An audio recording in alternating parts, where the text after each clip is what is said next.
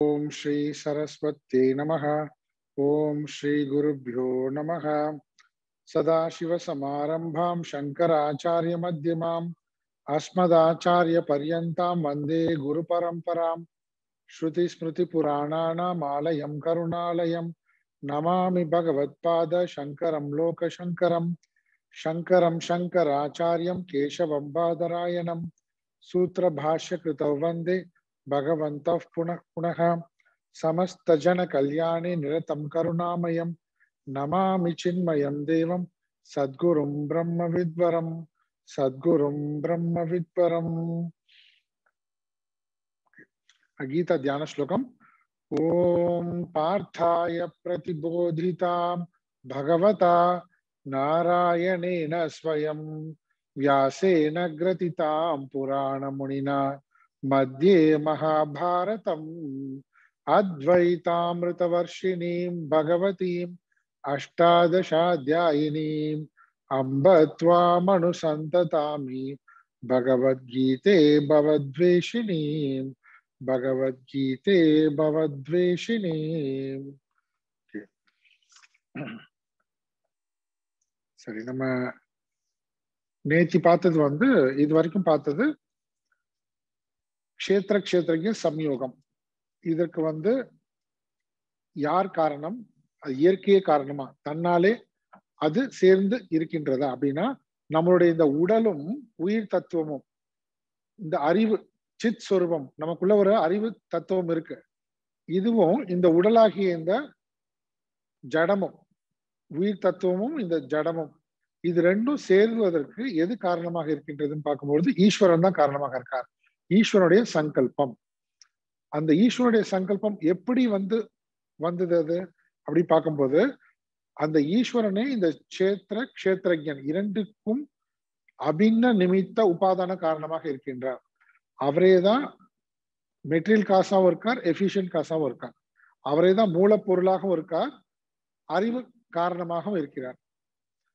அது எப்படின்னு அதுக்கு ஒரு உதாரணம் மூலமாக பகவான் கிருஷ்ணர் விளக்குகிறார். என்னன்னா, பிரகிருதி, என்னுடைய பிரகிருதி தான் என்னுடைய யோனி, அதில் நான் என்னுடைய கர்ப்பத்தை செலுத்துகின்றேன், வைக்கின்றேன். அப்படின்னா அந்த பிரகிருதி இடத்து என்னுடைய சித் சொரூபத்தினுடைய ரிஃப்ளெக்ஷன், அதனுடைய பிரதிபிம்பம், அந்த பிரதிபிம்பத்தை வைக்கின்றேன். அந்த பிரதிபிம்பத்தை வைக்கும்போது என்ன ஆகுது, பல்வேறு விதமான உயிரினங்கள் தோன்றுகின்றது. எத்தனை வகையான உடல்கள், எத்தனை வகையான ஜீவன்கள் அந்த சூக்ஷ்ம சரீரம் இருக்கோ அத்தனை வகையான ஜீவர்கள் தோன்றுகின்றார்கள். இதுதான் சொல்லிட்டாரு, இது சொன்னாரு. இப்ப அடுத்து என்னன்னா, இந்த பிரகிருதியை பத்தி கேள்வி. அடுத்து என்ன, இந்த பிரகிருத்தினா என்ன, மாயினா என்ன, முக்குணங்கள் சொல்றோம். அப்ப அந்த நம்ம பிரகிருதி புருஷன் ரெண்டு பேருடைய சேர்க்கைனால உருவாகணும்னு சொல்லும்போது இந்த கிராஸ் வேர்ல்ட் உடல், இந்த உடல் கிராஸ் வேர்ல்டு, அதுல நம்மளுடைய உடலும் சேர்த்து எல்லாமே எல்லாவற்றுக்கும் காரணமாக இருக்கிறது வந்து பிரகிருதி. அது உள்ள இருக்கக்கூடிய உயிர் தத்துவத்துக்கு காரணமா இருக்கிறது புருஷன், சித் சொரூபம். இப்படி ரெண்டு விதமா, அந்த ரெண்டுமே யாரு, ரெண்டுமே ஈஸ்வரன் தான். பிரகிருதி புருஷன் ரெண்டுமே ஒரே ஈஸ்வரன் தான். இது நம்ம புரிஞ்சுக்கிறோம். இப்போ என்னன்னா, பிரகிருதி வந்து அப்ப என்ன இருக்கு, பிரகிருதி மாயின முக்குணங்கள், அந்த முக்குணங்கள் தான் நம்ம எல்லாருமே. அப்பனா நம்ம எல்லாருமே பிரகிருத்தினால உண்டாயிருக்கோம்னு சொன்னா அந்த பிரகிருதி மாயினா என்னன்றத அடுத்து விளக்குறார் அவர். எப்படி அந்த மாயினா என்ன, பிரகிருத்தினா என்ன, அதனுடைய தன்மை எப்படிப்பட்டது, இததான் அடுத்த பாடல்கள்ல நம்ம பார்க்க போறோம். 5வது பாடல்லையே 5வது பாடல பார்க்கலாம். இது ஏற்கனவே நம்ம பார்த்துட்டோம், மறுபடியும் ஆனா இதுல இருந்து ஆரம்பிக்கலாம் நம்ம. 5வது பாடல்.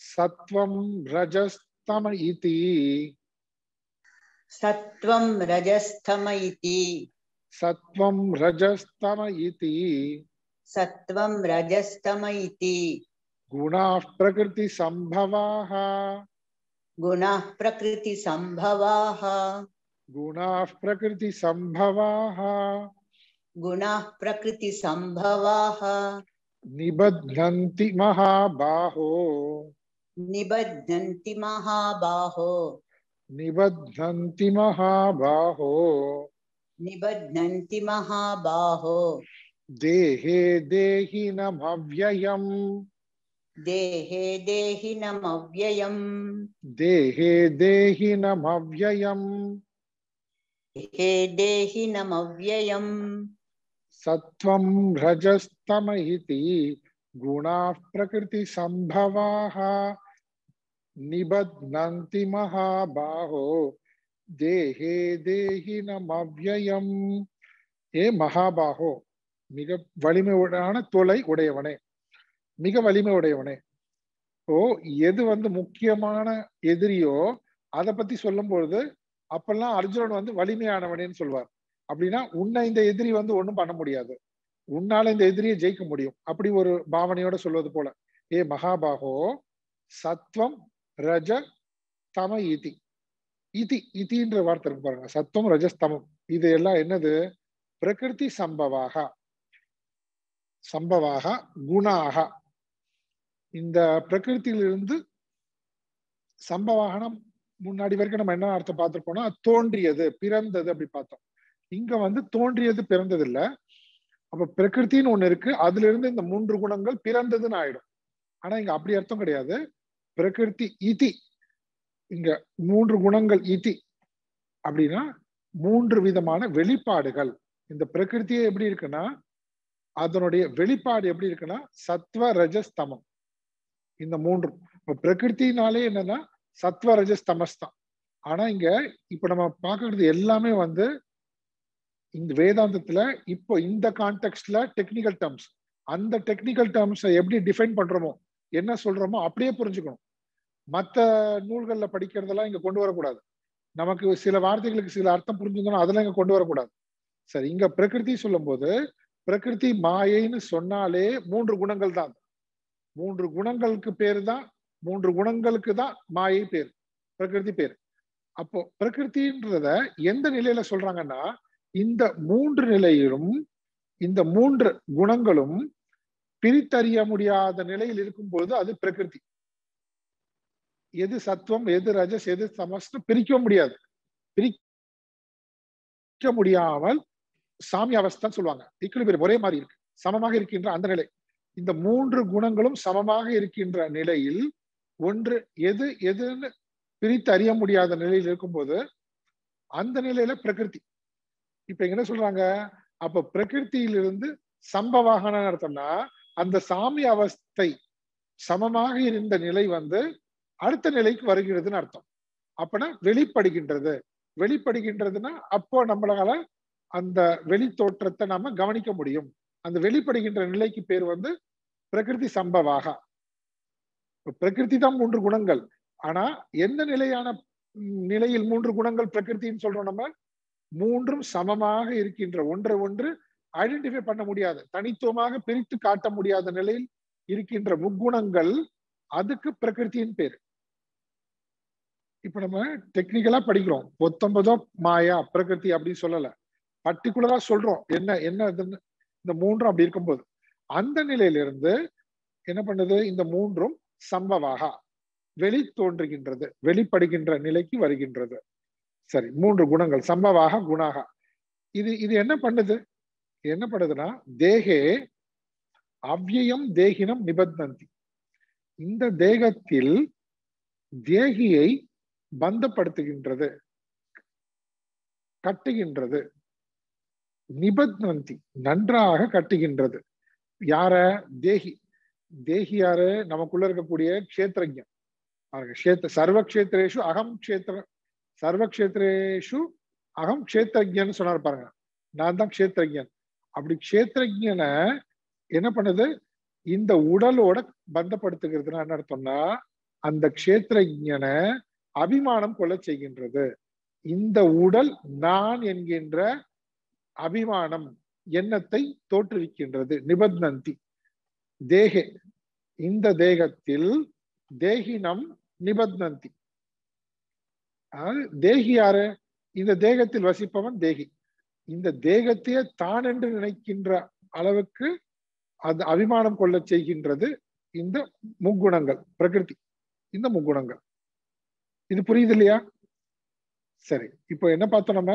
இந்த தேகியானவனை, க்ஷேத்திரஜனை க்ஷேத்திரத்தோடு அபிமானம் கொள்ள செய்கின்றது. அதாவது நான் தேகின்ற எண்ணத்தை விட்டுட்டு, என் சொரூபம் தேகி, நான் க்ஷேத்திரஜன்றதை விட்டுட்டு, நான் தேகம், நான் இந்த தேகம், நான் உடல்ன்ற எண்ணத்தை தோற்றுவித்து அபிமானம் கொள்ள செய்கின்றது. அது சகஜமாயிடுது அதுக்கப்புறம்.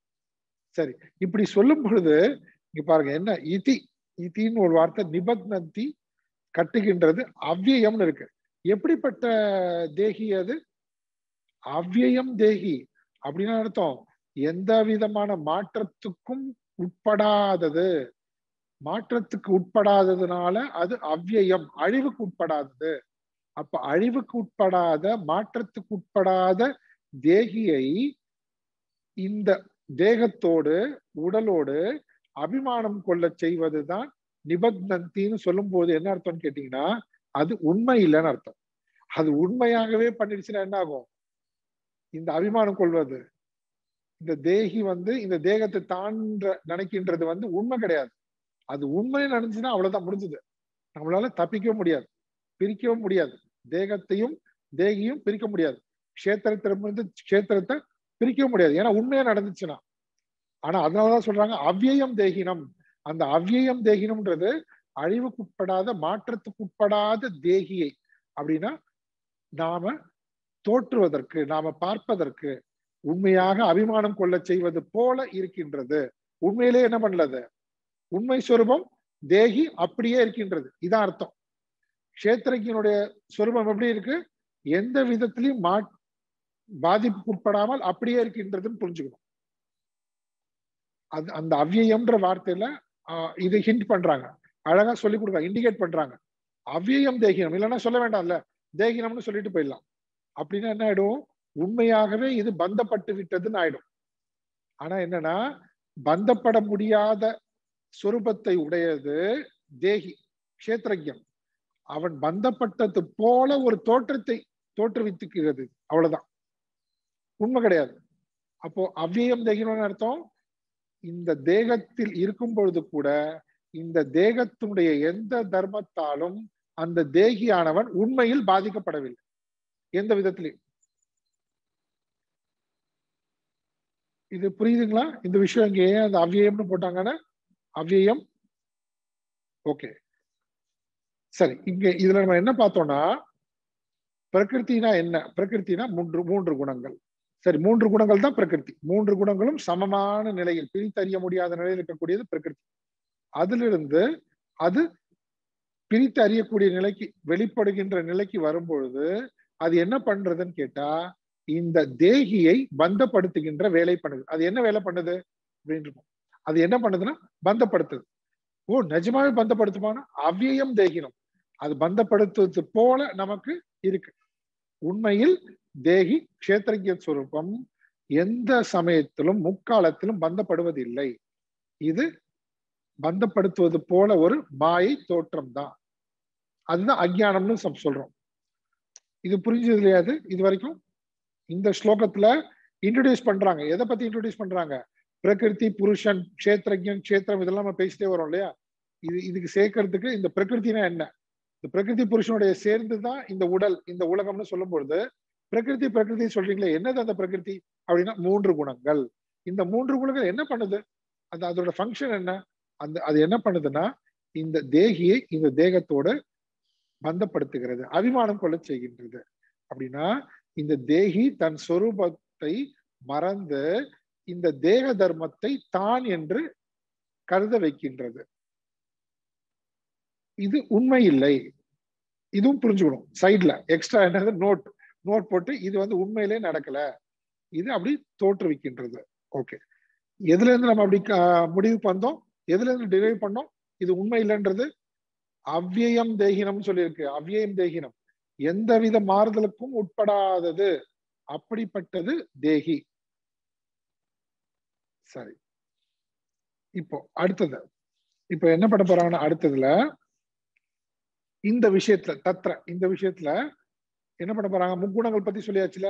இப்ப ஒவ்வொரு குணங்கள், அந்த குணங்களுடைய லட்சணம் என்ன, அந்த குணங்கள் எப்படி பந்தப்படுத்துகின்றது, எந்த வகையில பந்தப்படுத்துகிறது, ஒவ்வொரு குணங்களும் ஒவ்வொரு வகையாக இந்த தேகியை பந்தப்படுத்துகின்றது. அது எப்படின்றதுதான் அடுத்த ஸ்லோகத்துல இருந்து பார்க்க போறோம். இப்போ 6வது ஸ்லோகம் படிக்கலாம்.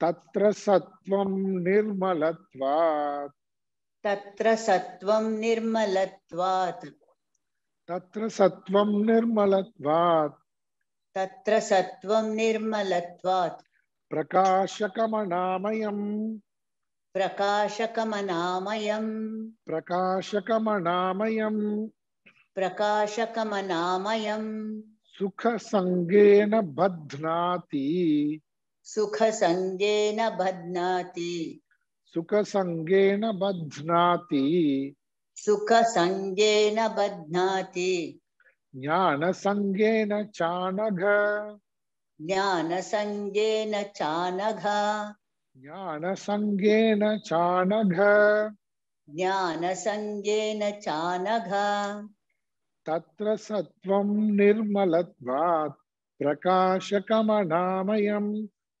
सुखसंगेन बध्नाति ஞானசங்கேன சானக. இங்க தத்ர தத்ரனா இந்த முக்குணங்கள் என்கின்ற இந்த விஷயத்தில், இந்த கான்டெக்ஸ்ட், இந்த டாபிக்ல தத்ர சத்துவம், சத்துவம் பத்தி இப்ப நம்ம பார்க்கலாம். சத்துவம்னா என்னன்னா பிரகாசகம். சத்துவம்னு சொன்னோடனே நம்ம மைண்ட்ல என்ன வந்துடணும்? பிரகாசகம். மறுபடியும் இதெல்லாம் இந்த கான்டெக்ஸ்ட்ல இருந்து டிஃபைன் பண்றோம் நம்ம டெக்னிக்கல் டேர்ம்ஸ். இப்போ சத்துவத்துக்கு பல மீனிங் நம்ம தெரிஞ்சு வச்சிருக்கலாம். ஆனா இந்த இடத்துல என்ன நம்ம புரிஞ்சுக்கணுமோ அதை நம்ம சரியா புரிஞ்சுக்கணும். சத்துவம்னா இந்த இடத்துல என்ன? சத்துவம்னா அப்படியே அமைதியா இருக்கிறது, சத்துவம்னா ஒரே பியூர் அப்படிலாம் சொல்லக்கூடாது. இங்க டைரக்டா இருக்கு சத்துவம் பிரகாசகம். அது நம்ம டெரைவ் பண்ண போறோம் எப்படின்னு. சரி, எப்படி அது பிரகாசகம்? பிரகாசகம்னா என்ன? பிரகாசகம் பிரைட், நல்ல ஒளி வீசுகின்றது, ஒளி வீசுகின்ற தன்மையை உடையதாக இருக்கின்றது. மறுபடியும் இங்க ஒளின்றத லைட்னு எடுத்துக்கூடாது.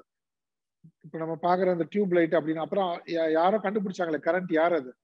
அப்ப அப்படிலாம் தப்பாயிடும் அப்புறம். சரி, லைட் அர்த்தம் ஒளி வீசுகின்றது.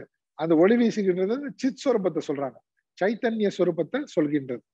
சரி, இப்போ இங்க சத்துவம்ன்றதுக்கு ஃபர்ஸ்ட் அதனுடைய லட்சணம் என்ன? பிரகாசகம், ஒளி வீசுகின்ற தன்மை உடையதாக இருக்கின்றது, ஒளிர்கின்றது. சரி, என்னது அது ஒளிர்கின்றது? எஃபல்ஜென்ட் அப்படி பார்க்கும்போது எப்படி அது அப்படி இருக்கு? ஏன் அது அப்படி இருக்குன்னா நிர்மலத்வாத், அது நிர்மலமாக இருப்பதனால், அழுக்கு இல்லாமல், பியூர், கிறிஸ்டல் கிளியர், பியூர், தெள்ள தெளிவாக இருப்பதனால் அது எப்படி இருக்கு? பிரகாசகமாக இருக்கு. அதனுடைய லட்சணம் பிரகாசகம். எப்படி அது பிரகாசகம் என்கின்ற தன்மை உடையதாக இருக்கின்றது அப்படின்னு கேட்டா அதுக்கு பதில் என்ன? நிர்மலத்வாத். அது அசுத்தமற்று நிர்மலமாக தூய்மையாக இருப்பதனால், தெள்ள தெளிவாக இருப்பதனால். ஓகே, ரெண்டாவது, இப்ப முதல் லட்சணம் என்ன? சத்துவத்துக்கு பிரகாசகம். ஓகேங்களா? பிரகாசகம். இன்னும் நம்ம பார்க்கிறோம், என்னன்னு பார்க்க போறோம் நம்ம. அது தெளிவாக இருக்கு, கிறிஸ்டல் கிளியரா இருக்கு.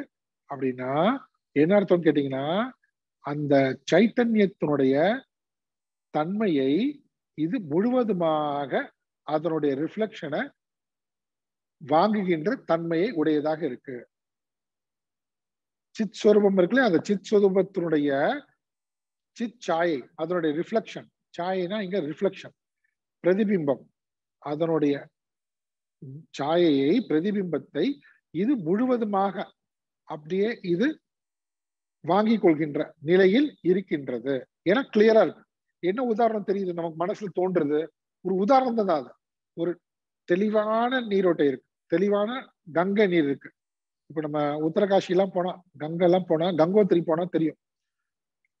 ஒரு சீசன்ல போனோம்னா தண்ணி எவ்வளவு இருந்தாலும் சரி, நம்ம மேலேந்து பார்த்தா கிறிஸ்டல் கிளியர், தெளிவா இருக்கும். நம்மளோட முகம் தெரியும். அந்த தண்ணிக்கு கீழே ஒரு 5 அடி 6 அடி 7 அடி கூட இருக்கட்டும், அது உள்ள என்ன இருக்குன்றது தெரியும். அவ்வளவு தெளிவா இருக்கும். நீர். அது மாதிரி இந்த சத்துவ நிலையில என்ன இருக்குன்னா அவ்வளவு தெளிவா இருக்கிறதுனால அந்த சித்தனுடைய சாய் முழுவதுமாக பெறுகின்றது, கம்ப்ளீட்டா. அதனாலதான் அது பிரகாசகம்னு சொல்றாங்க, பிரகாசகம். சரி, அடுத்து இரண்டாவது லட்சணம் என்னது? இரண்டாவது லட்சணம் சத்துவத்துக்கு அதே லைன்ல இருக்கு பாருங்க, பிரகாசகம் அனாமயம். அனாமயம். சரி, இது எப்படி புரிஞ்சுக்கிறது? அனாமயம் ஆமயம். ஆமயம்னு சொல்லும் போது டிசீஸ், வியாதி, நோய். அனாமயம் என்ன அர்த்தம்? நோயற்ற தன்மை, நோயற்று இருக்கிறது, வியாதியற்று இருக்கு. இது என்னது வியாதி நோய்? இந்த ஜீவனுக்கு எது வியாதி எது நோய் அப்படி பார்க்கும்போது துக்கம்தான். துக்கம்தான் வியாதி, துக்கம்தான் நோய். இங்க அனாமயம்னு சொல்லும் பொழுது துக்கமற்ற நிலை. அப்ப துக்கமற்ற நிலை எப்படி வருது? துக்கமற்ற நிலை எப்படி வரும் கேட்டா ஆழ்ந்த அமைதி, பீஸ்ஃபுல், அமைதியான நிலை. அந்த ஆழ்ந்த அமைதி நிலையில் என்ன ஏற்படுகின்றது? துக்கமற்ற நிலை ஏற்படுகின்றது. இது எந்த குணத்தை பத்தி பார்த்துட்டு இருக்கோம் நம்ம? எந்த குணம்? சத்துவ குணம். சத்துவ குணத்துக்கு தத்ர சத்துவம் பிரகாசகம் நிர்மலத்வாத். பிரகாசகம் ஒளியூட்டுகின்ற தன்மை உடையதாக இருக்கின்றது. அப்படின்னா ஒளிரும் தன்மை உடையதாக இருக்கின்றது. ஏன்னா அது முழுவதுமாக நிர்மலமாக இருக்கின்றது, பியூரா இருக்கு, சுத்தமாக தெளிவாக இருப்பதனால் அந்த சித் ஸ்வரூபத்தை முழுவதுமாக பெறுகின்ற ஒரு பாத்திரமா, ஒரு கருவியாக இது இருக்கு அந்த ஸ்டேட்ல. அதனால பிரகாசகம் நிர்மலத்துவாத். அடுத்தது என்ன? ரெண்டாவது அனாமயம் சொல்லும் போது என்ன என்ன பண்ணுகின்றது? ரெண்டாவது குவாலிட்டி, ரெண்டாவது லட்சணம், அது அமைதியை தருகின்றது. ஆழ்ந்த அமைதியை ஏற்படுத்துகின்றது. அப்படி ஏற்படுத்தும் போது அங்க என்ன இல்லைன்னு கேட்டா துக்கம் இல்ல. எல்லாருக்குமே எதை விரும்புறோம்? நம்ம எல்லாருமே துக்கம் இல்லாம இருக்கணும்னு நினைக்கிறோம், துக்கம் இல்லாம இருக்கணும். அப்ப பாட்டா அது ஆனா எப்படி இருக்கு தெரியுங்களா? எனக்கு துக்கம் வேணாம் துக்கம் வேணாம் நம்ம சொல்ல மாட்டோம். நம்ம அதை எப்படி எக்ஸ்பிரஸ் பண்ணுவோம்னா, கொஞ்ச நேரம் அமைதியா இருக்கலாம்ல, கொஞ்சம் எப்பதான் இந்த அமைதி கிடைக்கும் போதோ எனக்கு அப்படி தோணுது பாருங்க. அப்போ எல்லோருமே விரும்புகின்றது என்னன்னு கேட்டீங்கன்னா அமைதி. அந்த அமைதி எப்படி இருக்கணும்னா நீண்டு கொண்டே போகணும், முடிவடையணும் சொல்லக்கூடாது. இது போதும், இந்த அமைதியா இருந்தது போதும், யாராவது சண்டை போடுங்க, கொஞ்சம் போர் அடிக்குது, ஏதாவது டிஸ்டர்ப் பண்ணுங்க என்ன, அப்படி யாராவது சொல்லுமா? சொல்ல மாட்டோம் பாருங்க. அந்த அமைதியை எவ்வளவு எக்ஸ்டெண்ட் பண்ணுமோ, எவ்வளவு நேரம் போயிட்டே இருக்கணுமோ, அந்த அமைதியை நம்ம விரும்புகின்றோம் இல்லையா, அதுதான் சத்துவம். அந்த அந்த ரெண்டு விஷயம் இருக்குங்க சத்துவத்துக்கு. தத்ர சத்துவம் பிரகாசகம் நிர்மலத்வாத் அனாமயம். ஓகே, சரி. அனாமயம்னா என்ன பார்த்தோம்? மீனிங் துக்கம் அற்ற நிலை. துக்கமற்ற நிலை என்ன பார்த்தோம்? அமைதியை ஏற்படுத்துகின்ற சூழல், அமைதியை உண்டாக்குகின்றது. இதை நம்ம பார்த்தோம். சரி, இது எப்படி இப்ப பந்தப்படுத்துறது? இது லட்சணம் என்னன்னு பார்த்தோம். இது எப்படி பந்தப்படுத்தும்? தேகியை எப்படி பந்தப்படுத்தும்னா சுக சங்கேன பத்னாதி, ஞான சங்கேன அண்ட் ஆல்சோ அப்படி சொல்றாரு. அனகான்னு சொல்ற பாருங்க. அனகனா பாவமற்றவனை. இங்க எந்த விதமான நிர்மலத்தை பத்தி பேசுறாரு. அப்ப நிர்மலம்னா தூய்மை, மலம்னா தூய்மையற்றது, அப்படின்னா அகம்னா பாப்பம், அனகனா பாபமற்றது. அப்ப பாபமற்ற அர்ஜுனா அப்படின்னா அர்த்தம், நீயும் இந்த சத்துவ நிலையை முதலில் அதை புரிந்து கொள். சத்துவம் என்பதை நீ கடைபிடிக்க வேண்டும், அது அந்த நிலைக்கு நீ உயர வேண்டும் முதல்ல. ஆனா இதுவும் என்னது? பந்தப்படுத்த போகுது. ஒண்ணு எல்லாமே பந்தப்படுத்துவது. முக்குணங்கள்னு சொன்னாலே பந்தப்படுத்துவது. அது சத்துவம் எப்படி பந்தப்படுத்துதுன்னு பார்த்தா சுக சங்கேன, நம்ம சுகத்திலேயே இருக்கணும், சுகமாக இருக்க வேண்டும் என்கின்ற எண்ணத்தில் நம்மளை பந்தப்படுத்துகின்றது. நம்ம அமைதி விரும்புறோம் பாருங்க, எப்பவுமே அமைதியா இருக்கணும் அப்படின்னா சொன்னா அமைதியை விரும்புவதை பத்தி நம்ம பேசல. என்ன, எப்படி நம்ம அபிமானம் கொண்டிருக்கோம்? அப்ப நம்ம நான் சுகி, நான் அமைதியானவன், என்னோட நேச்சரே பீஸ்ஃபுல் நேச்சர், நான் யாருக்கிட்டையும் சண்டைக்கு போக மாட்டேன், எந்த வம்புக்கும் போக மாட்டேன். இது பாருங்க, அபிமானம் வந்துட்டா இப்போ இந்த அபிமானத்தை தான் இங்க பந்தப்படுத்துவதுன்னு சொல்றாங்க. அமைதியா இருக்கிறது தப்பு சொல்லலைங்க, இது எப்படி பந்தப்படுத்துகிறது இந்த தேகிய? இந்த தேகிய எப்படி பந்தப்படுத்துகிறதுனா தன்னை பற்றிய இந்த மாதிரியான அபிமானங்கள் மூலமாக பந்தப்படுத்துகிறது. நான் அமைதியை நாடுபவன், அமைதியானவன், நான் சுகமாகவே இருக்கிறேன், என்னை யாரும் அவ்வளவு சுலபமா டிஸ்டர்ப் பண்ண முடியாது. இப்படிலாம் நம்ம மேல நம்மளை பத்தி ஒரு அபிமானம் ஏற்படுத்துகிறதுல. இதே போல என்னது அடுத்தது சுக சங்கேன, சங்கம்னா அட்டாச்மெண்ட், இப்படி ஒரு அபிமானம், இங்க வந்து அபிமானம். அடுத்தது ஞான சங்கேன, ஞானம். அடுத்தது பாருங்க, பிரகாசம்க்கும் இதுக்கும் சம்பந்தம் இருக்கு. அதனாலதான் நான் இப்ப நம்ம பார்க்க போறோம். பிரகாசம்னா என்னன்னு பார்த்தோம், ஒளி ஊட்டுகின்றது. அப்படின்னா என்னது? ஒளினா அதுக்கு நேர் ஆப்போசிட் என்ன? இருள். இருள். அப்போ இந்த ஒளின்னு சொன்னாலே, பிரகாசகம்னு சொன்னாலே என்ன ஆகும்னா அஞ்ஞானத்தை நீக்குவது. அஞ்ஞானத்தை நீக்குவதுன்னு அர்த்தம், அஞ்ஞானம்ன்றது இங்க வந்து மறைத்தல். எது ஒன்று மறைந்திருக்கோ அந்த மறைத்தலை வீலிங், அந்த வீலிங்க வந்து நீக்குகின்றது. அதை நீக்கிட்டா என்ன ஆகும்? அதை நீக்கிட்டா நாலேஜ் வந்துடும், அந்த ஞானம் நமக்கு தெரியும். இப்போ பாருங்களேன், நான் ஒரு சமயம் ஒரு கோவிலுக்கு போயிருந்தேன். அந்த இது வந்து நடந்தது தான். இப்ப அந்த கோவில்ல கர்ப்பகிரகத்துக்கு முன்னாடி நின்னாச்சு, நிறைய கூட்டம், எல்லாரும் நிக்கிறாங்க. அப்போ அந்த சாமி கர்ப்பகிரகத்துக்கு முன்னாடி திரை போட்டிருப்பாங்கல்ல, திரை போட்டிருக்கும் போது என்ன இருக்கும்னா அங்க அழகா முருகப்பெருமானுடைய மயில்ல இருக்கார் முருகப்பெருமான், திரை போட்டிருக்கார். அது முருகன் கோவில், அது முருகன் கோவில், அப்படிதான் கூட்டு போறாங்க. முருகன் கோவில் திரை போட்டிருக்கு. திரை போட்டிருக்குன்னு உடனே நம்ம என்ன நினைப்போம், இந்த வீலிங்காக சொல்ல வந்தேன். திரை போட்ட உடனே முருகன் கோவில், இந்த திரையை வந்து விளக்கிடுவாங்க கொஞ்ச நேரம் கழிச்சு. நம்ம ஒரு 10 நிமிஷம் இருப்போம், அரை மணி நேரம் இருப்போம், 1 மணி நேரம் கூட இருக்கட்டும், அதுக்கு மேல உள்ள பூஜை இல்லையா உங்களுக்கு? அதுக்கு மேல பூஜை கிடையாது, ஒண்ணும் கிடையாது. அதனால எப்போதும் போல அந்த கோயிலுக்குள்ள போனாங்க. கோயிலுக்குள்ள போய் நெய்வேத்தியமோ ஆரத்தியோ இதை காட்ட போறாங்க, விளக்கிடுவாங்க, பார்க்கலாம். 10 நிமிஷம் ஆயிடுச்சு, அரை மணி நேரம் ஆயிடுச்சு. அப்புறம் உள்ளுக்குள்ள மணி அடிக்கிற சத்தம்லாம் கேட்டது. அந்த திரைக்கு உள்ள தீபம் காட்டுறாங்க, அதுவும் தெரியுது. எப்போதும் திரையை விளக்கிட்டு தான் சாமிக்கு தீபம் காட்டுவாங்க, நம்ம பார்த்திருக்கோம். சரி, அப்படியே நின்றுச்சு. அதெல்லாம் முடிஞ்ச உடனே அந்த உள்ள யார் பூஜை பண்ணாரோ அவர் வெளியே வந்துட்டார்.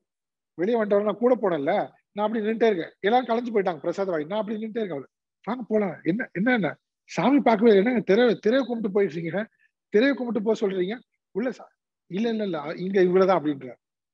என்னது இங்க இவ்வளவுதான்றீங்க அப்படின்னா, உள்ளுக்குள்ள அந்த விக்கிரகமே இல்ல,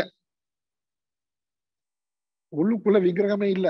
வெளியில போட்ட திரை இல்ல, அங்க முருகன் அவர்தான், அவர்தான் அங்க. ஏன்னா இலங்கையில அந்த பிரச்சனை அப்போ அந்த மற்ற மதத்தவர் என்ன பண்ணிட்டாங்க, எந்த காலத்துலயும் அந்த விக்கிரகத்தெல்லாம் நாசம் பண்ணிட்டாங்க. அந்த முருகன் கோவிலோட சேர்த்து என்ன பண்ணிட்டாங்க, பக்கத்திலேயே ஒரு புத்தர் கோயில் கட்டிடுவாங்க. எங்க போனா இப்படிதான் பண்ணிடுவாங்க. இப்ப என்ன விஷயம், இப்ப அது இல்ல விஷயம், நம்ம திரை போட்டிருக்கு பாருங்க, அந்த திரையை விலகிடுச்சுன்னா, திரையை விளக்குவதுன்னு இருக்கு இல்லையா, இங்க பிரகாசகம்ன்ற என்ன பண்றதுன்னா, இந்த ஒவ்வொரு விஷயத்திலும் நமக்கு ஒரு திரை மறைச்சிருக்கு, அது நீங்கிடுச்சுன்னா நமக்கு ஞானம் வந்து. அப்ப இங்க அஞ்ஞானத்தை நீக்குவதுன்றது என்ன, எப்படி புரிஞ்சுக்கணும்னா, நம்ம இந்த வீலிங், மறைத்தல், மறைக்கின்றதை நீக்குகின்ற தன்மைக்கு இந்த பிரகாசகம்னு அர்த்தம். அதனாலதான் இங்க சொன்னாங்க, ஞான சங்கேன, அந்த சத்துவத்துல இருக்கும்போது என்ன ஆகும், எல்லா மறைந்திருக்கக்கூடிய விஷயங்களும் விலகும், மறைப்பு நீங்கும். எனக்கு குழப்பமா இருக்கே, அந்த குழப்பம் தெளிவு பிறக்கும். அந்த குழப்பம் ஏற்கு அங்க மறைத்திருக்கு, எது உண்மைன்றது அங்க மறைச்சிருக்கு, மறைக்கப்பட்டிருக்கு. அந்த மறைத்தல் வந்து நீங்கும். நீங்கும் போது ஞானம் ஏற்படும். அப்ப என்ன ஆயிடும், நான் ஞானவான், எனக்கு எல்லாம் தெளிவா தெரியுது பாரு, எனவே என்னால என்கிட்ட கேட்டுக்கோங்க, நான் சொல்றேன். இப்படி ஒரு அபிமானம் பாருங்க, இந்த சத்துவ நிலை இப்படி இவனை அபிமானிக்க செய்து அப்படி பந்தப்படுத்துகிறது. ஓகேவா? இங்க ஞான சங்கேன பத்னாதி, அதே போல சுக சங்கேன பத்னாதி, சுக சங்கேன பத்னாதி, ஞான சங்கேன ச பத்னாதி. இப்படி 2 விதமாகவும் இந்த தேகி என்ன, எப்படிப்பட்ட தேகி அது போன ஸ்லோகத்துல சொல்லியிருக்கேன், அவ்யயம் தேகினம், அதை மறக்க கூடாது. இது எல்லாம் வரக்கூடிய எல்லா ஸ்லோகத்தையும் சேர்த்துக்கணும். அவ்யயம் தேகினம், அதை இவ்விதமாக பந்தப்படுத்துகின்றது சத்துவம். ஓகே, இந்த ஸ்லோகம் ஓகேங்களா? இந்த ஸ்லோகத்துல இருக்கக்கூடிய பாயிண்ட்ஸ் எல்லாம் வேற ஏதாவது இருக்காதுல? தத்ர சத்துவம் நிர்மலத்துவம் பிரகாசகம் அனாமயம் சுக சங்கேன பத்னாதி ஞான சங்கேன ச. இங்க பந்தப்படுத்துதல்ன்றத மறக்க கூடாது. பந்தப்படுத்துதல் என்னது? அபிமானம் கொள்ள செய்கின்றது. அது மேல ஒரு விருப்பம், அந்த நிலையிலே இருக்கக்கூடிய தன்மையை நாம விரும்புகின்றவனாக இருப்போம் நாம. அதுதான் பந்தப்படுத்துவது. நம்ம இந்த சத்துவம் கூட கிடையாது. நம்ம யாரு? தேகி, அவ்வியம் தேகி. உண்மையிலேயே இதெல்லாம் நம்ம பந்தப்படுத்தல. நான் இந்த முக்குணங்களுக்கும் அப்பாற்பட்ட தேகி நான். ஆனா என்ன இந்த முக்குணங்கள் பந்தப்படுத்துகின்றது. அதுலயும் இந்த சத்துவம் இருக்குல்ல, அது எப்படி பந்தப்படுத்துது பாரு. அப்படி கொண்டு போறாரு. இந்த சத்துவம் இந்த மாதிரி பந்தப்படுத்தும். அடுத்தது அதனாலதான் ரொம்ப கஷ்டம்னுவாங்க. சத்துவத்துல மாட்டிக்கிட்டா அவ்வளவுதான் இல்லையா? நான் ரொம்ப நல்லவன், நான் ரொம்ப சுகி, எனக்கு பீஸ்ஃபுல் நேச்சர். சரி, அடுத்து அதை விட்டுட்டு போ முடியாது. அதை விட்டுட்டு அடுத்தது அது அது அப்படிதான் பந்தப்படுத்து ஒவ்வொருத்தரையும். அதுக்காக நான் ரஜசா இருக்கேன்னு சொல்லக்கூடாது. அதுக்காக நான் தமசை மேல் சொல்லக்கூடாது. இந்த நிலை இந்த நிலையும் கடந்து போகணும்னு அர்த்தம். ஓகே, சரி, அடுத்து போயிடலாமா? ஓகே, அடுத்தது ரஜோ ராகாத்மகம் வித்தி. रजो रागात्मकं विद्धि। रजो रागात्मकं विद्धि। रजो रागात्मकं विद्धि। तृष्णा संग समुद्भवम्। तृष्णा संग समुद्भवम्। तृष्णा संग समुद्भवम्। तृष्णा संग समुद्भवम्। तान्निबध्नाति कौन्तेय। तन्निबध्नाति कौन्तेय। ओके, तन्निबध्नाति कौन्तेय।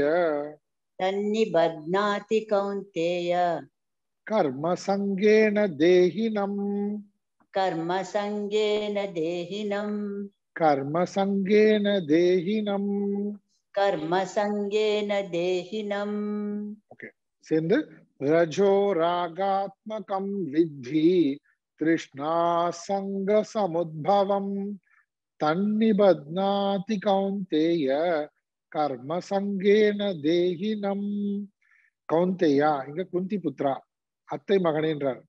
அப்படிப்பட்ட அர்ஜுனா, ரஜோகுணமானது இங்க ரஜோகுணம்னு அது மறுபடியும் சொல்றேன். நமக்கு பல அர்த்தம் தெரியும் ஏற்கனவே. ரஜஸ்னா டர்ட், மலம் அப்படிலாம் சொல்லுவோம். இங்க அப்படி எடுத்துக்கூடாது. இங்க டைரக்டா டெக்னிக்கல் டேர்ம். ரஜோகுணமானது என்னது? ராகாத்மகம். ராகாத்மகம் ஃபர்ஸ்ட். அடுத்தது திருஷ்ணா சங்கம்னு இருக்கு இல்லையா? அது எப்படி பிரிக்கணும்? திருஷ்ண ஆசங்கம், திருஷ்ணா ஆசங்கம், திருஷ்ணாசங்கம் ரெண்டு வார்த்தை. அது திருஷ்ணா ரெண்டாவது, அடுத்தது ஆசங்கம் சமுத்பவம், இதையும் உண்டு பண்ணுவது என்று அறிக என்று வித்தி. திருஷ்ணாசங்க சமுத்பவம் வித்தி. ஓகே, இது என்னது? ராகாத்மகம். ராகாத்மகம்னா ராகம்னு சொன்னாலே அட்டாச்மெண்ட், பற்று. சரிங்களா? பற்று நமக்கு தெரியும் ராகம்ன்றது. அந்த பற்றுன்றது என்னதுன்னு பார்த்தா ஆக்சுவலா வேற ஒண்ணுமே கிடையாது, ஆசைதான். ஆசை. அப்போ இங்க ராகாத்மகம்னா பற்று. பற்றுன்னு அர்த்தம் ஒரு விஷயத்த பற்றுகிறோம்னா அர்த்தம்னா அந்த விஷயத்து மேல நான் ஆசைப்படுகிறேன்னு அர்த்தம். காமம், ஆசை. காமம்னா இங்க ஆசைன்னு அர்த்தம் சமஸ்கிருதத்துல. காமம், ஆசை. காமாத்மகம். இது எப்படி நம்ம சொல்றது அப்படின்னா அடுத்த வர எக்ஸ்பிரஸ் ஆகுது. இது எப்படி எக்ஸ்பிரஸ் ஆகுது இந்த ராகாத்மகம்? திருஷ்ணா ஆசங்கம். திருஷ்ணா வழியாகவும் ஆசங்கம், இது ரெண்டுமே அதுபடி வெளிப்படுத்துகிறது. எப்படி? திருஷ்ணானா வேட்கை, தீராத வேட்கை. தாகம்னு சொல்றோம்ல, தீராத தாகம். எதுல தீராத தாகம்? என்கிட்ட இந்த விஷயம் இல்ல, என்னிடத்து இல்லாதது இடத்து எனக்கு தாகம். எப்படி? நான் அதை அடைய வேண்டும். என்கிட்ட இந்த விஷயங்கள் எல்லாம் இல்ல, அந்த விஷயத்தை நான் அடைய வேண்டும் என்கின்ற தீராத தாகம் திருஷ்ணா. இதுக்கு பேர் என்ன? ஆசை தானே. ஆசையே ரெண்டு விதமாக வெளிப்படுகின்றது. திருஷ்ணாவாக வெளிப்படுகின்றது ராகாத்மகம். அடுத்தது ஆசங்கம். ஆசங்கம்னா அர்த்தம்னா என்கிட்ட இந்த விஷயங்கள் எல்லாம் இருக்கு, அது மேல எனக்கு பயங்கரமான பற்று. ஆசங்கம்னா அர்த்தம் பற்று, தீராத பற்று. அது என்னை விட்டு போயிட போதோ, இதை நான் எப்படியாவது ப்ரொடெக்ட் பண்ணும், பாதுகாத்து வச்சுக்கணும் அப்படின்னு அந்த நம்ம கிட்ட இருக்கிற விஷயத்திடம் நாம வைக்கின்ற பற்று ஆசங்கம், நமக்கு இல்லாத விஷயத்திடம் நமக்கு தோன்றுகின்ற அதை அடைய வேண்டும் என்கின்ற எண்ணத்துக்கு பேரு திருஷ்ணா. ராகாத்மகம், திருஷ்ணா, ஆசங்கம், சமுத்பவம், இதையெல்லாம் உண்டு பண்ணுகின்றது எது? ரஜஸ். இப்படி பந்தப்படுத்துகிறது. அப்ப என்ன பண்ணுது? ஆசை வடிவாக நம்மள பந்தப்பட செய்கின்றது. ஆசை மூலமாக. அப்படின்னா நான் எனக்கு இந்தந்த பொருட்கள் இந்தந்த விஷயங்கள் எல்லாம் எனக்கு வேண்டும், அப்போதான் நான் சந்தோஷமா இருப்பேன், இந்தந்த விஷயங்கள்லாம் என்னை விட்டு போயிடக்கூடாது, அப்பதான் நான் சந்தோஷமா இருப்பேன். இப்ப என்ன அபிமானம் பாருங்க, அபிமானம் எக்ஸ்டெண்ட் ஆயிட்டே போகுது ரஜஸ்ல. முதல்ல பீஸ்ஃபுல், சத்துவம் அமைதியா இருக்கான், அமைதியான சூழல். அப்புறம் ஞான சங்கம், ஞானம் எந்த விதமான பிரச்சனை வந்தாலும் அந்த பிரச்சனையில இவருக்கு தெளிவு ஏற்படுகிறது, அதனோட மறைப்பு நீங்குகின்றது, தெளிவு இருக்கு, ஞானம் கிடைக்கின்றது, எல்லாத்தையும் டக்கு டக்குன்னு புரிஞ்சுக்கிறார். அப்படிப்பட்டவன் நான்றதே. அப்ப என்ன அர்த்தம் பாருங்க, இந்த ஒரு விஷயம் கவனிக்கிறீங்களா? இப்ப என்ன சொல்றாங்கன்னா, இப்ப என்ன அர்த்தம்னா இவரால அமைதியா இல்லாம இருக்க முடியாது, இவரால ஞானத்தை தேடி போகாம இருக்க முடியாது. அதான் பந்தம். பந்தம் என்ன அர்த்தம்னா அந்த நிலையிலே இருக்கணும்னு முயற்சி பண்ணிட்டே இருக்கான். பந்தம்னா என்ன? முதல்ல அபிமானம். அந்த அபிமானம் எப்படி எப்படி செய்யுது? நான் இந்த நிலையிலே இருக்கணும், நான் அமைதி நிலையிலே இருக்கணும், எனக்கு எந்த விதமான தொந்தரவும் வந்துடக்கூடாது, எப்ப இதே எனக்கு கண்டினியூ ஆயிட்டே இருக்கணும். அப்புறம் எனக்கு எந்த விஷயம் புரியாம இருக்கக்கூடாது, எனக்கு எல்லாமே புரியணும், எனக்கு இது தெரிஞ்சுக்கணும், அது தெரிஞ்சுக்கணும். இது என்னது? இது இந்த மாதிரியான விஷயமும் பந்தம். இது இது என்னது? சத்துவம் ஏற்படுத்துகின்றது. அது நம்ம பார்த்துட்டோம். அப்படின்னா பந்தம்னா என்னன்னா, நான் அந்த நிலையிலேயே இருக்க விரும்பி அதுக்குள்ளேயே சிக்கிக் கொள்கிறேன். புரியுதுங்களா? அதை விட்டு எனக்கு அதுதான் நான் நினைக்கிறேன். நான் ஒரு முத்திரை குத்தியாச்சு, நான் என்ன அந்த ஸ்டேட்டஸ் விட்டு என்ன டிஸ்டர்ப் பண்ணா அவ்வளவுதான், எனக்கு துக்கமாயிடும். இங்க பந்தம்ன்றது பாருங்க ரொம்ப அழகா நமக்கு இங்க இந்த ஸ்லோகத்துல இருக்கு.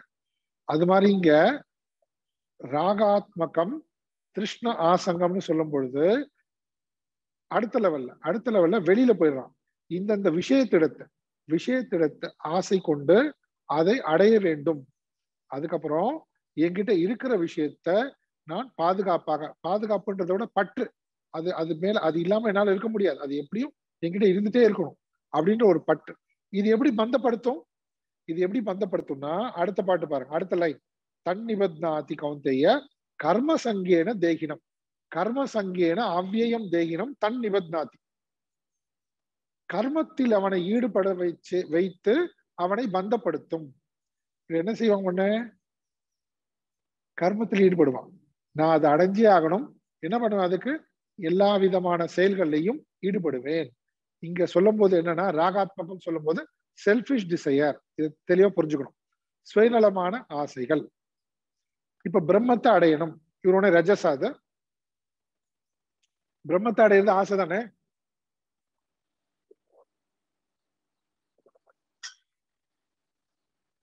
உடனே இதை கேட்க கூடாதுல்ல, நீங்க எதையும் ஆசைப்படக்கூடாதுன்னு சொன்னீங்க ஆன்மீகத்துல, நீங்க மட்டும் கடவுள் மேல ஆசைப்படுறீங்க, பக்தி பண்றீங்க அப்படின்னு பாருங்க.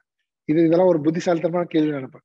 ஆனா இங்க ரஜஸ் சொல்லும் போது செல்ஃபிஷ்னஸ், இந்த உடல் மேல அபிமானம் வைத்து அந்த உடலுக்கு நான் போகங்களை கொடுத்து அந்த போகங்கள் மூலமாக நான் இன்பமாக இருக்க போகிறேன், இதுக்கு பேரு பந்தம். இது உண்மையிலே நடக்க போவதே இல்லை, அதனாலதான் பந்தம் பேர்.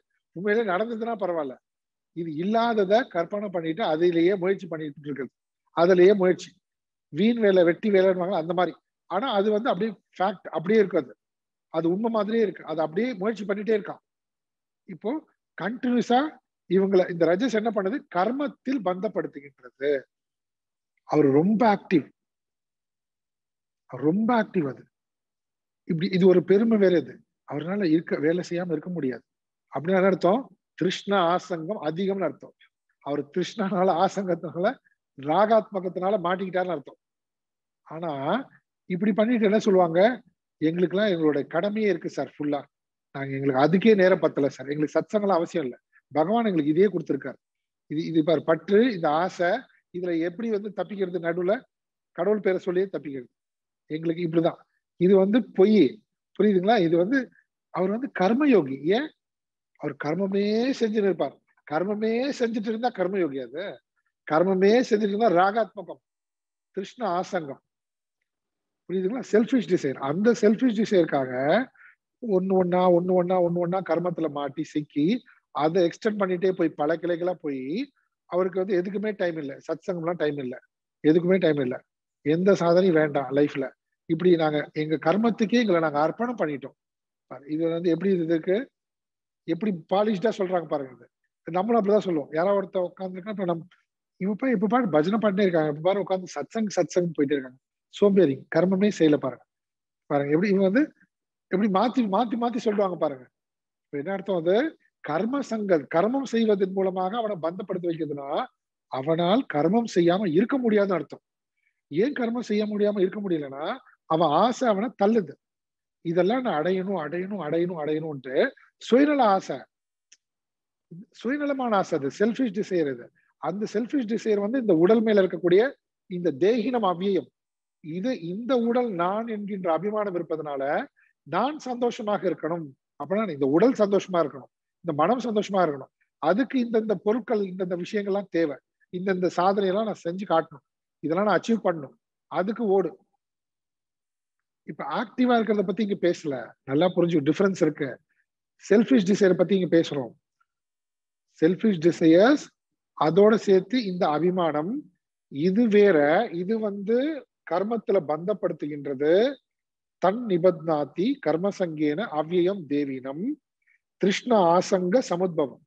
கிருஷ்ண ஆசங்க லட்சணமாக வெளிப்படுகின்றது. இது வேற. கர்மயோகம்ன்றது வேற, டோட்டலி வேற. கர்மயோகின்றவன் என்ன பண்றான்? தனக்கு வந்த கடமை, தனக்கு இருக்கின்ற கடமைகளை அவன் இறைவனுக்காக அர்ப்பணம் பண்ணி செய்யறான்.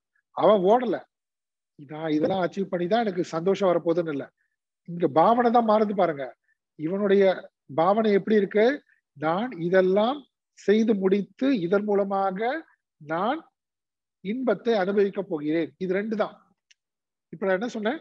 நான் இதெல்லாம் செய்து முடித்து இதெல்லாம் செய்து முடித்து அதுக்கப்புறம் என்ன பண்ண போறேன்? அந்த செய்து முடித்ததுனால வரக்கூடிய பலன்கள் அதை நான் என்ஜாய் பண்ண போறேன்.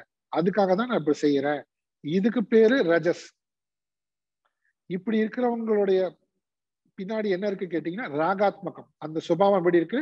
ராகாத்மகமாக இருக்கு, பற்றுதலோட இருக்கு. அந்த பற்று எது மேல இருக்கு? தன்னிடம் இல்லாத விஷயத்திடமும் தன்னிடம் இருக்கின்ற விஷயத்திடம். தன்னிடம் இல்லாத விஷயத்திடம் தீராத வேட்கை கொண்டிருக்கா. அதை எப்படியாவது அடைந்தே தீரணும்னு தன்னிடம் இருக்கிறதிடம் இது எப்படி விட்டு போயிட போகுதோன்ற பயத்திலேயே அதை பாதுகாக்கிறதுக்கே கர்மம் செய்வான்.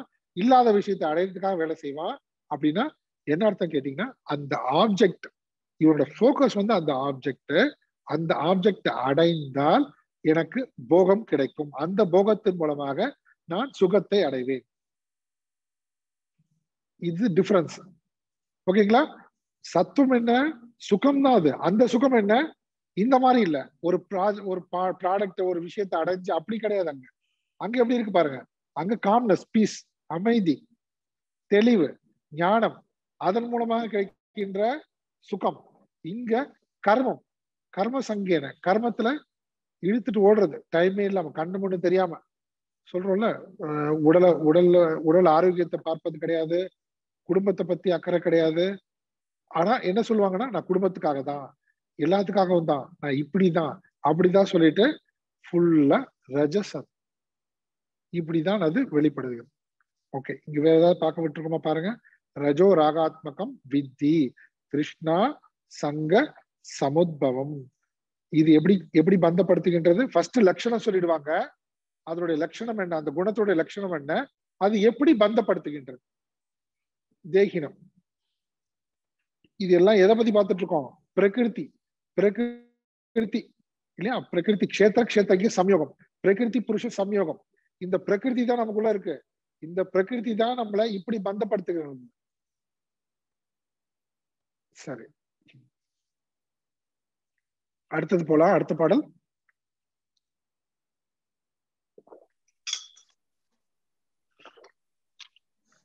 அடுத்தது தமஸ்த்வஜ்ஞானஜம் வித்தி तमस्त्वज्ञानजं विद्धि तमस्त्वज्ञानजं विद्धि तमस्त्वज्ञानजं विद्धि मोहनं सर्वदेहिनं मोहनं सर्वदेहिनां ओके मोहनं सर्वदेहिनां मोहनं सर्वदेहिनां प्रमादालस्य निद्राभिः प्रमादालस्य निद्राभिः प्रमादालस्य निद्राभिः प्रमादालस्य निद्राभिः तन्निबध्नाति भारत तन्निबध्नाति भारत तन्निबध्नाति भारत तन्निबध्नाति भारत சேர்ந்து படிப்போம் तमस्त्वज्ञानजं विद्धि मोहनं सर्वदेहिनां प्रमादालस्य निद्राभिः तन्निबध्नाति भारत हे भारता இங்க பாருங்க எவ்வளவு அழகா வார்த்தை எப்படி கூப்பிடுறாரு இங்க தமஸ்ன்றதுனால பாரதான்னு கூப்பிடுறாரு பாரதான்னு நமக்கு தெரியும் இல்லையா யார் வந்து பா ரததி ரதிக்கு ரமிக்கின்றானோ பா பிரகாசம் ஞானம் யார் ஞானத்தில் ரமிக்கின்றானோ அவன் பாரதன் அப்ப என்ன சொல்றாரு நீ வந்து தமஸ்னால மாட்டிக்காத நீ மாட்டிக்க முடியாது நீ வந்து பாரதன் நீ அதனால இதை கண்டு நீ அஞ்ச வேண்டியதில்லை இதை நீ உண்மையாக உன்னால ஜெயிக்க முடியும் இப்படி ஒரு பாவனையோட இருக்கு பாருங்க அந்த பாரதான்ற வார்த்தை சரி பாரதா தமக தூன்றது என்னன்னா இது டோட்டலி டிஃப்ரெண்ட் கைண்ட் சத்துவம் மாதிரியும் கிடையாது ரஜ மாதிரியும் கிடையாது சத்துவம் அதனுடைய லட்சணம் பிரகாசகம் ஏன் பிரகாசகம் நிர்மலத்துவாத் அது என்ன பண்ணுது அனாமயம் துக்கத்துல இருந்து நம்ம விலக்கி அமைதியை கொடுக்கும் ரஜோகுணம் என்ன பண்ணுது ராகாத்மகம் திருஷ்ண ஆசங்கம் கர்மத்திலேயே ஓட விடாது இது ரெண்டும் வேற இது ரெண்டும் இருக்கு இல்லையா இது ரெண்டை விடவும் முழுமையாக வேற வெரைட்டி பாது சொல்றது வித்தியாசமானது இது அப்படின்னு அந்த மாதிரி ஒரு டைப் என்ன பண்ணுது இது தமது அஜ்ஞான ஜம் அஜ்ஞானத்தில் பிறந்தது என்ன பண்ணுது சர்வதேகினாம் மோகனம் மோகத்தை உண்டு பண்ணுவது ஃபர்ஸ்ட் அஜ்ஞான ஜம்னா நம்ம புரிஞ்சுக்கணும் நம்ம ஏற்கனவே ஞானம் பிரகாசகம்ல இதை பார்த்துட்டோம் இதை இப்போ நெகட்டிவா பார்க்கணும் என்ன அர்த்தம்னா அஜ்ஞான ஜம்னா அஜ்ஞானம் ஆவரணம்னு இருக்கு அஜ்ஞானத்துக்கு ஆவரணம் இருக்கு இல்லையா ஆவரணம் மறைத்தல் அந்த ஆவரணத்திலிருந்து தோன்றியதுன்னு அர்த்தம் ஆவரணத்திலிருந்து தோன்றியதுன்னா இது மறைக்கும் எல்லாத்தையும் மறைக்கும் அதனாலதானே சொல்லிட்டாங்க சர்வதேகினாம் சர்வதேகினாம்னா என்ன அர்த்தம் பாருங்களேன் சர்வதேகினாம்னா என்ன அர்த்தம் நம்ம தான் எல்லாருக்குமே தமசு இருக்குன்னு புரிஞ்சுக்கணும் எல்லாருக்குமே மிச்சம் ஒருத்தர் விடாம என்ன சர்வதேகினா மோகத்தை உண்டு பண்ணுவது என்று அறிந்து கொள்வாயாக மோகனம்னா என்ன டெல்யூஷன் மோகம் அடைதல்னா என்ன அர்த்தம்னா உள்ளது எதுவோ அதை பார்க்காம அதுக்கு வேற ஆப்போசிட்டா பார்க்கணும் அப்படின்னா நல்லது எது கெட்டது எது நல்லதை கெட்டதுன்னு சொல்றது கெட்டதை நல்லதுன்னு சொல்றது இதுக்கு பேர் என்னது மோகனம்னு அர்த்தம் டீனேஜ் சொல்லுவாங்க இல்லையா அப்படிதானே சொல்லுவாங்க டீனேஜ் சொல்லுவாங்க பாருங்க அப்படின்னா நம்ம ஓகே சொல்லுவோம் இல்ல டீனேஜ்ல எதெல்லாம் நல்லதோ அது கெட்டதா தோணும் அதெல்லாம் வேண்டாம் தோணும் எது வந்து வேண்டாமோ அதெல்லாம் வேணும்னு தோணும் சொல்லுவாங்களே நமக்கு அதுக்காக ஒரு உதாரணம் சொல்றோம் என்ன மோகனம் சொல்லும் போது டெல்யூஷன் அதாவது நம்மளுடைய விவேக சக்தி இல்லாமல் போய்விடுகின்ற நிலை அவிவேகம் விவேக சக்தி அற்ற நிலையை இது உண்டு பண்ணிவிடும் அப்படின்னா நான் சொல்றதுதான் சரி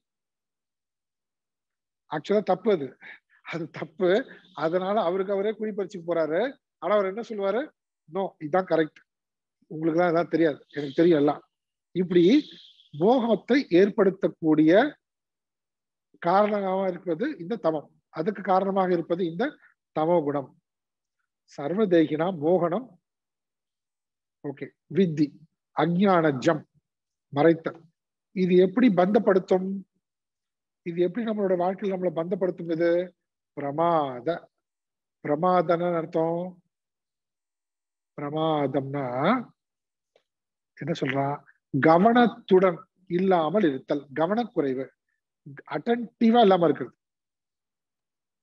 அப்படின்னா அட்டன்டிவா இல்லைன்னா என்ன ஆகும்? அவங்க ஏதோ ஒன்று சொல்லுவாங்க, நம்ம ஏதோ ஒன்று புரிஞ்சுப்போம். முக்கால்வாசி கிளாஸ் மாதிரியே அப்படியே வச்சுக்கோங்க. அப்ப கவனத்தோட, அதான் சொல்றாங்க கவனத்தோட இருக்கணும். அப்போ அட்டன்டிவா இருந்தா மட்டும்தான், கேட்கறது கிடையாது, லிசனிங் இல்லைங்க, அட்டன்டிவ்னஸ். அது இல்லாம பண்ணிடும், அது பிரமாதம்.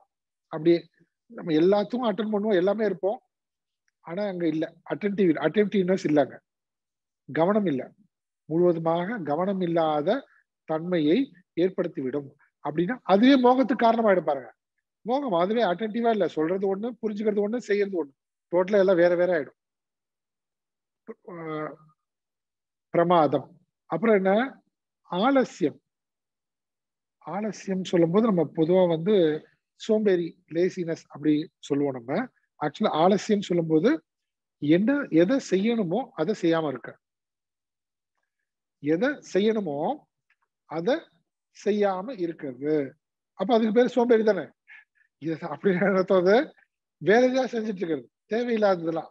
அப்ப நீ எதை செய்யணுமோ அதுதானே செய்யணும்.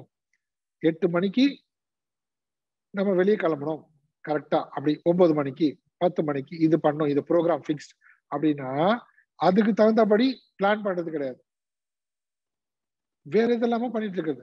நீ இப்போ இந்த ப்ராஜெக்ட் இந்த டைம்ல முடிச்சு அவங்களுக்கு கொடுக்குறேன்னு சொன்னியே, என்ன வேற எதை பண்ணிட்டு எல்லாம் தெரியும், பண்ணுவோம், எல்லாம் பண்ண தெரியும், பண்ணுவோம், எங்களுக்கு தெரியாதா? இப்படி என்ன சொல்றது, செய்ய வேண்டியதை செய்யாம அப்படியே தள்ளி போட்டே போடுது. அப்புறம் பாத்துக்கலாம், ஆனா ஏன்னா எனக்கு முடியும், என் கண்ட்ரோல்ல இருக்கு, இப்படி சொல்றது. ஆக்சுவலா அப்படி இல்லை. அதுதான் கண்ட்ரோல்லயே இல்லாம கண்ட்ரோல்ல இருப்பது போல, தன்னுடைய கட்டுப்பாட்டுல இருப்பது போல கற்பனை பண்ணிட்டு அந்த வேலையை பண்ணாமையே போறது. இதுக்கு நம்ம பொதுவா லேசின்னு சொல்லிடுவோம் பாருங்களேன். நம்மளை திட்டுவாங்க, ஆனா நமக்கு புரியவே புரியாது, என்னடா லேசி, ஏன் நம்மள இப்படி திட்டுறாங்க, அப்படி புரியவே இல்லை. இதான் அது, இப்படி நம்ம பண்ணிருக்கோம்ல, இப்படி பண்ணிருக்கும் போது இது புரிஞ்சாதான் அதுல இருந்து வெளியே வர முடியும். இது என்னன்னே தெரியல, சும்மாவே சோம்பேறின்றாங்க. நான் எவ்வளவு வேலை பண்றேன் தெரியுமா? எவ்வளவு வேலை பண்றேன், உன்னை யார் அதெல்லாம் பண்ண சொல்றது? தேவையில்லாத, நீ எதை பண்ணணுமோ அதை பண்ணாம கோட்டை விட்டுட்டு அப்படி இருக்கிறதுக்கு பேரு அது சோம்பேறித்தனம், ஆலசியம். அதுக்கு பேர் ஆலசியம். அப்போ பிரமாதம்னா என்ன பார்த்தோம்? ஆலசியம். அடுத்து இன்னொன்னு நித்ரா, தூக்கம்.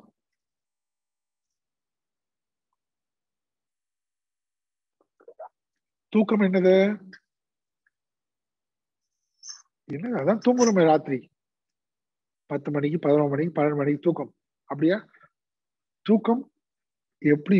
பாதி நேரம் தூங்கிட்டே இருக்கிறது, எப்போதுமே தூங்கிட்டே இருக்கிறது, அந்த நிலைக்கு தள்ளிவிடும்.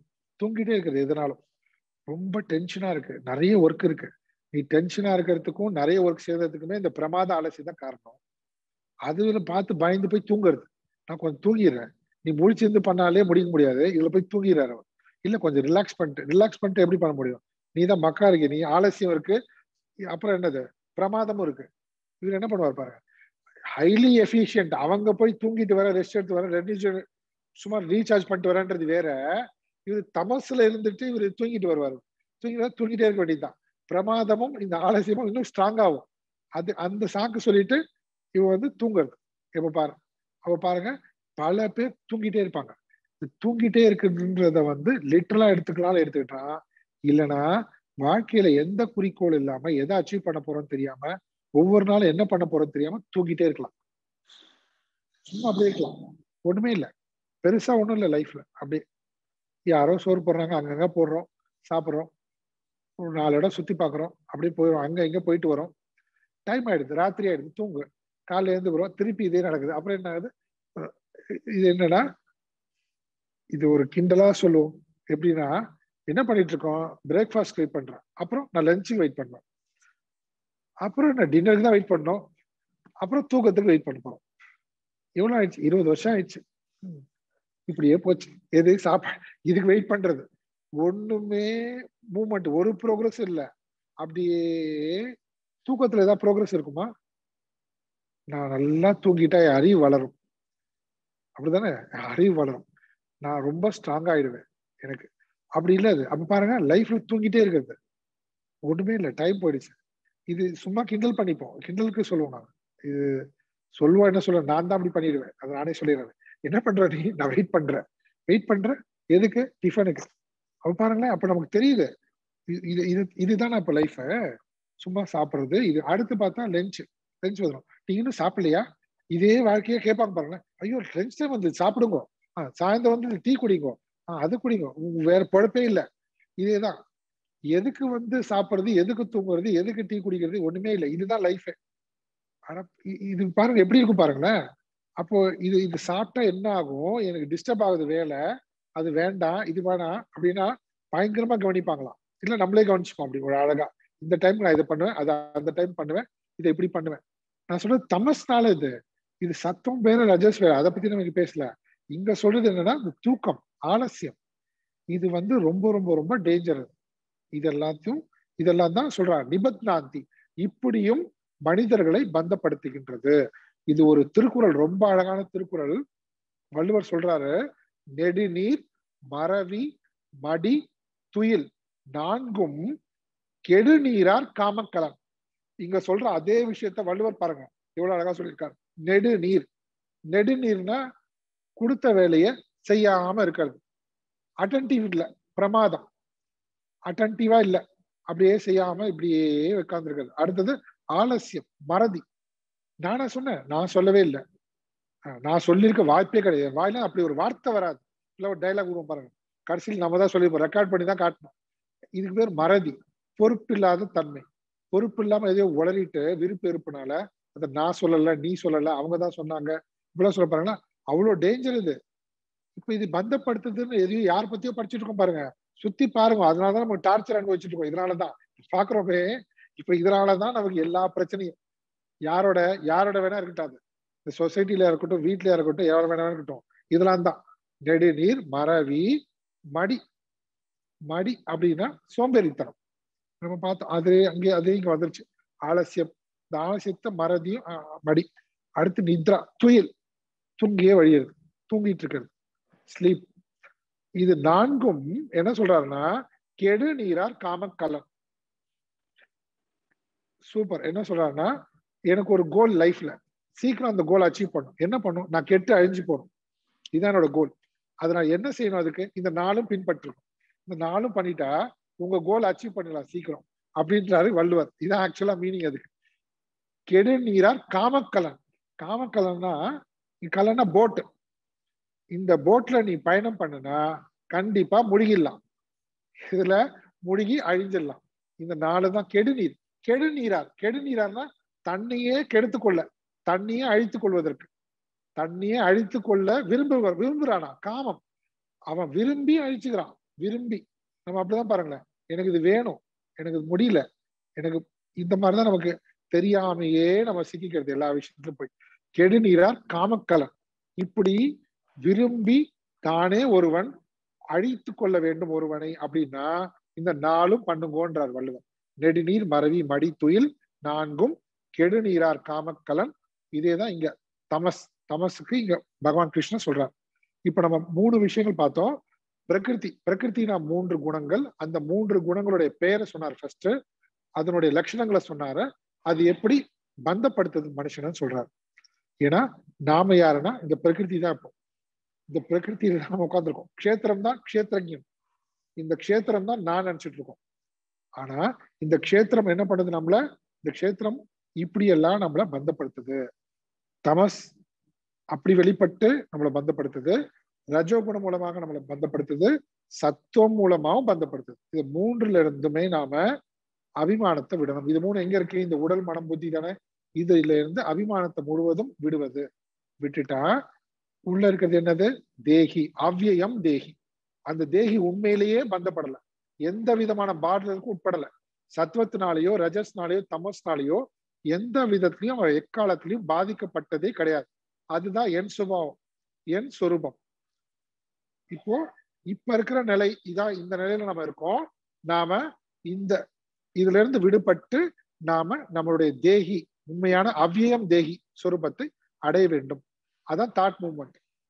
சரி, இன்னைக்கு இதோட நம்ம முடிச்சுக்கலாம்.